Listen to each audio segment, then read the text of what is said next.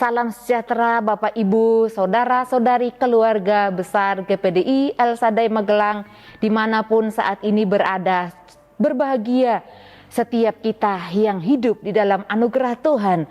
Kalau hari ini Allah masih memberikan kesempatan bagi kita untuk menikmati kebenaran firman Tuhan. Sama-sama hari ini kita belajar tentang satu topik pembahasan kita, yaitu perhatikan peringatan Allah. Kita sama-sama membuka firman Tuhan di dalam Yeremia 48 ayat 2, ayat 13 dan 14 yang kita akan baca bersama. Yeremia pasal 46. Kita akan membahas keseluruhan ayat ini, namun kita akan baca 3 ayat, ayat 2, ayat 13 dan 14. Ayat 2 firman Tuhan berkata demikian. Mengenai Mesir, terhadap tentara Firaun Neko, raja Mesir yang berkemah di tepi sungai Efrat dekat Karkemis dan yang dipukul kalah oleh Nebukadnezar raja Babel dalam tahun yang keempat pemerintahan Yoyakim bin Yosia raja Yehuda. Kita lanjutkan ayat 13 dan 14. Firman yang disampaikan Tuhan kepada Nabi Yeremia tentang datangnya Nebukadnezar raja Babel untuk memukul kalah tanah Mesir. Beritahukanlah di Mesir dan kabarkanlah di Migdol, kabarkanlah di Memphis dan di Tahpanhes. Katakanlah, ambillah tempat dan bersiaplah, sebab sekitarmu habis dimakan pedang. Puji Tuhan, Bapak Ibu Saudara yang dikasihi oleh Tuhan, perhatikan peringatan Allah. Sebuah peringatan tentunya harus diperhatikan. Saat ada peringatan kebakaran terjadi di sebuah gedung, tentunya semua penghuni gedung itu harus mengambil tindakan secara tepat dan cepat.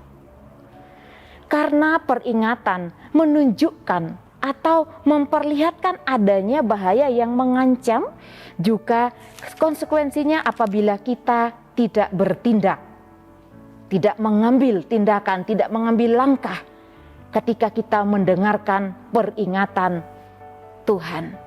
Bapak Ibu yang dikasihi Tuhan, dalam peringatan Allah kepada bangsa Mesir, Allah memberitahu bahwa ada serangan dari bangsa Babel terhadap Mesir setelah perang Karkemis. Nah, pada ayat yang kedua dijelaskan bahwa setelah perang Karkemis, di sana dikatakan bahwa ada perang yang akan datang menghancurkan Mesir, yaitu serangan dari Babel. Bapak Ibu Saudara yang dikasihi Tuhan, kita belajar banyak tentang kebenaran firman Tuhan bahwa segala sesuatu peristiwa dan apapun yang Allah akan lakukan tindakannya kepada umat-umat ciptaannya, baik itu yang percaya maupun yang tidak percaya, Allah selalu berikan peringatan. Namun yang kita pelajari siang hari ini adalah mengindahkan peringatan Tuhan, memperhatikan peringatan Allah. Tuhan sudah memperingatkan pasukan Mesir untuk berjaga-jaga terhadap serangan Babel. Kita lihat pada ayatnya yang ke-14 tadi dijelaskan, beritahukanlah di Mesir dan kabarkanlah di Migdol, kabarkanlah di Memphis dan di Tahpanhes. Katakanlah, ambillah tempat dan bersiaplah. Peringatan itu sudah diberikan kepada pasukan Mesir untuk berjaga-jaga, khususnya untuk 3 kota penting bagi Mesir, karena Mesir ini adalah bangsa yang besar dan juga memiliki daerah yang sangat luas, memiliki 3 kota besar yang sangat terpandang atau kota yang paling penting bagi Mesir, yaitu Migdol, Memphis dan Tahpanhes. Ketiga kota ini adalah kota yang sangat kuat, di mana Memphis adalah ibu kota Mesir, dan di sana juga di Migdol tempat mereka melakukan persembahan atau penyembahan kepada dewi-dewi mereka, orang-orang Mesir. Nah, Bapak Ibu yang diberkati oleh Tuhan, kita belajar mengapa Allah menghukum bangsa Mesir. Kalau kita membaca pada Yeremia pasalnya yang ke-25, di sana Allah sudah memberikan peringatan. Bukan hanya kepada bangsa Mesir, tentunya kepada seluruh penghuni di bumi ini, kepada seluruh bangsa-bangsa akan mengalami hukuman ketika tidak mengambil tindakan untuk bertobat dan menyembah Allah yang benar. Kita belajar di pasal 25 bahwa yang mengalami penghukuman terlebih dahulu adalah umat Allah sebagai contoh bagi bangsa yang lain. Nah, di pasalnya yang ke-46 ini kita melihat cara khusus penghukuman Allah yang dilakukan terhadap Mesir. Nah, mengapa Allah menghukum Mesir? Karena Mesir tidak mendengarkan peringatan untuk bertobat dan meninggalkan penyembahan dewa-dewi mereka. Bangsa Mesir menyembah dewa Amon, ya. Dan ada banyak sekali kalau menjelaskan tentang dewa-dewi mereka, Bapak Ibu, ya, yang menjijikkan dan sangat mengerikan dan membuat hati Allah tidak menyukai perbuatan-perbuatan dari bangsa Mesir ini, dan juga yang akhirnya dicontoh oleh bangsa Israel yang melarikan diri ke Mesir, bahkan yang dibawa ke Mesir ketika ditawan. Nah, Bapak Ibu yang dikasihi Tuhan, kita dapat melihatnya pada ayat yang ke-25. Tuhan semesta alam Allah Israel berfirman, sesungguhnya aku mendatangkan hukuman atas dewa Amon dari Tebe, atas Firaun beserta Mesir, dewa-dewanya dan raja-rajanya, yakni atas Firaun beserta orang-orang yang percaya kepadanya. Allah menghukum mereka atas tindakan mereka menyembah kepada Baal, menyembah kepada dewa Amon. Nah, puji Tuhan Bapak Ibu Saudara yang dikasihi Tuhan, hal kedua mengapa Allah menghukum Mesir? Karena kesombongan bangsa Mesir. Kita ingat satu peristiwa Bapak Ibu bahwa Firaun, yaitu Firaun Neko, dia pernah juga membunuh seorang yang benar di mata Allah, yaitu Raja Yosia, Raja Yehuda, yang waktu itu kalau kita kembali melihat sejarah Raja Yosia ini adalah raja yang hidup berkenan di mata Allah seperti bapak leluhurnya Daud. Namun ketika Mesir maju berperang melawan Babel, ketika Yosia maju didapati oleh Raja Mesir Neko, dia membunuh Yosia. Oleh karena itu ada banyak sekali kesombongan-kesombongan yang ditunjukkan, yang dilakukan, yang diperbuat oleh Mesir menindas bangsa-bangsa lain, terutama bangsa-bangsa yang kecil. Ada 3 bangsa yang besar dan adik kuasa pada waktu itu, yaitu Mesir, Asyur, dan Babel. Bapak Ibu yang dikasihi Tuhan, seperti firman Tuhan yang kita pelajari dan juga yang kita amini bahwa kesombongan, kecongkakan adalah awal dari kehancuran. Nah, sebelum mereka mengalami kehancuran, tentu Allah sudah memberikan peringatan kepada bangsa Mesir. Kesombongan mereka menindas bangsa-bangsa lain, ya, termasuk umat Allah yaitu bangsa Israel. Itu yang mendatangkan murka Allah atas Mesir. Dan juga kesombongan mereka karena mereka merasa sangat kuat, Bapak Ibu Saudara, ya. Mereka merasa sangat kuat.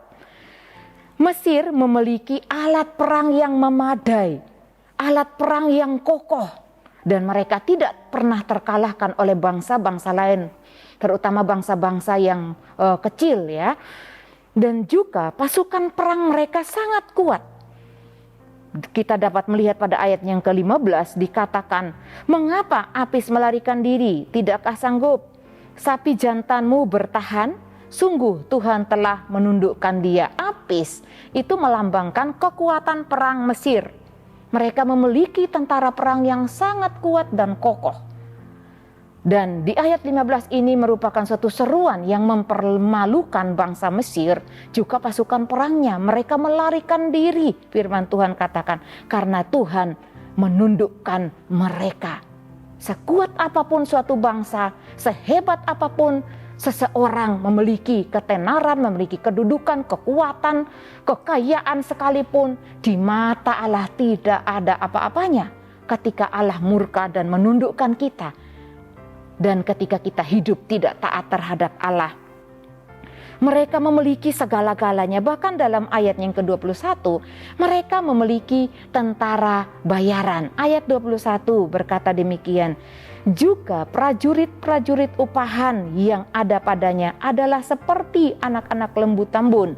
Mereka pun berbalik dan melarikan diri bersama-sama. Mereka tidak dapat bertahan sebab hari bencana mereka menimpa mereka, yakni waktu penghukuman mereka. Tentara bayaran yang sangat terkenal yang dimiliki oleh Mesir tidak dapat berbuat apa-apa.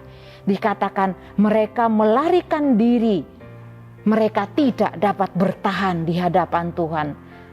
Tidak ada seorang manusia pun yang dapat bertahan di hadapan Tuhan, Bapak Ibu. Itu harus kita tahu bersama. Jadi tidak ada orang yang kita takuti karena kita semua sama di hadapan Tuhan. Ketika kita hidup benar, kita hidup taat, kita mengindahkan peringatan-peringatan firman Tuhan, tentu Allah akan membela setiap kita seperti Allah menunjukkan pertolongannya kepada bangsa Israel. Orang-orang bangsa-bangsa yang menindas mereka dihukum oleh Allah karena kesalahan mereka di hadapan Tuhan. Selain Mesir memiliki tentara bayaran, pasukan perang yang kuat, secara geografis Mesir memiliki daerah yang sangat subur dan kaya raya. Kalau kita tadi membaca yaitu Karkemis. Karkemis ini adalah daerah atau wilayah yang merupakan daerah perdagangan yang sangat kaya raya, Bapak Ibu, dan juga menjadi medan perang buat Mesir dan Babel. Nah, luar biasa sekali kelebihan-kelebihan yang dimiliki oleh Mesir. Oleh karena itu mereka menyombongkan diri, baik di hadapan Tuhan dengan tidak mau tunduk kepada Allah, bahkan kepada bangsa-bangsa lain, ingin menguasai, ingin lebih lagi, ya, sehingga mereka selalu mengadakan peperangan demi meraih kemenangan. Bapak Ibu yang diberkati Tuhan, Allah semesta alam, Raja di atas segala raja, datang menundukkan bangsa Mesir. Ayatnya yang ke-18, ini indah sekali firman Tuhan. Demi aku yang hidup, demikianlah firman Raja yang namanya Tuhan semesta alam. Ia akan datang seperti gunung Tabor yang menjulang di antara gunung-gunung lain, seperti gunung Karmel yang menganjur ke laut. Luar biasa Bapak Ibu, ketika Allah kita, Allah yang menjulang tinggi, Allah yang agung, Allah yang luar biasa, Allah yang tidak terkatakan, mengacungkan tangannya, tidak ada seorang pun yang dapat menolak hukuman dari Tuhan. Dikatakan bahwa Mesir akan menjadi reruntuhan, sunyi sepi, dipermalukan. Pada ayatnya yang ke-19 Bapak Ibu dapat membacanya, mereka akan kocar kacir. Ayat 5 dan 6. Ya, mereka dikalahkan oleh Babel. Ayat 5 dan 6 kita baca bersama. Mengapa aku lihat mereka terkejut, mundur ke belakang, pahlawan-pahlawan mereka terpukul kalah, lari kocar kacir tanpa menoleh. Kedahsyatan dari segala jurusan, demikian firman Tuhan. Ayat 6. Orang yang tangkas tidak dapat melarikan diri. Pahlawan tidak dapat meluputkan diri. Di utara, di tepi sungai Efratlah mereka tersandung dan rebah. Luar biasa kedahsyatan Allah yang dijatuhkan terhadap bangsa Mesir.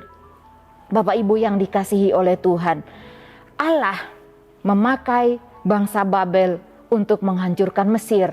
Tetapi Bapak Ibu kalau kita melihat firman Tuhan yang menjelaskan bahwa ketika bangsa adik kuasa ini mereka akan saling mengalahkan.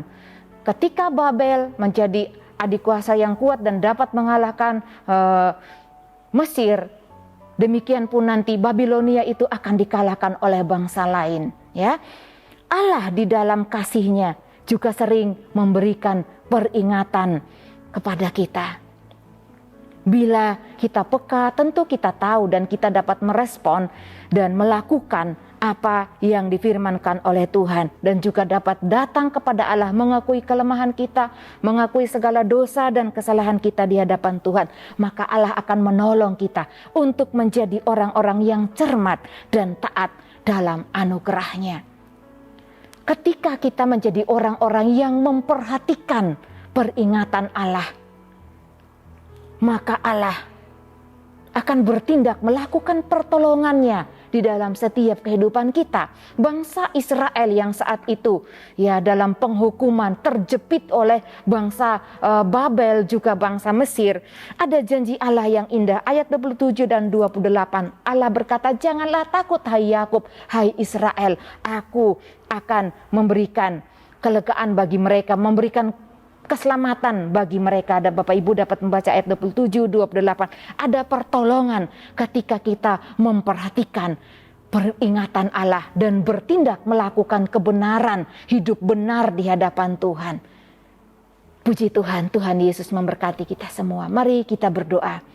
Haleluya. Terima kasih Bapa yang baik. Kami mengucap syukur kepadamu karena Engkau Tuhan Allah kami yang dahsyat, yang kami miliki, dan hidup kami adalah milik-Mu. Tuhan, kami tidak takut atas apapun karena Engkau Allah membela kami ketika kami memperhatikan peringatan-peringatan firman-Mu dan bertindak untuk melakukan firman-Mu. Terima kasih Bapa yang baik, kiranya keluarga GPD El Shaddai Magelang tidak melupakan ajaran-Mu, dan hati keluarga GPDI El Shaddai Magelang memelihara perintah-Mu, karena panjang umur dan lanjut usia serta sejahtera akan ditambahkan kepada keluarga GPD El Shaddai Magelang. Terima kasih Bapa yang baik, kami mengucap syukur dan berdoa di dalam nama Tuhan Yesus Kristus. Haleluya, amin.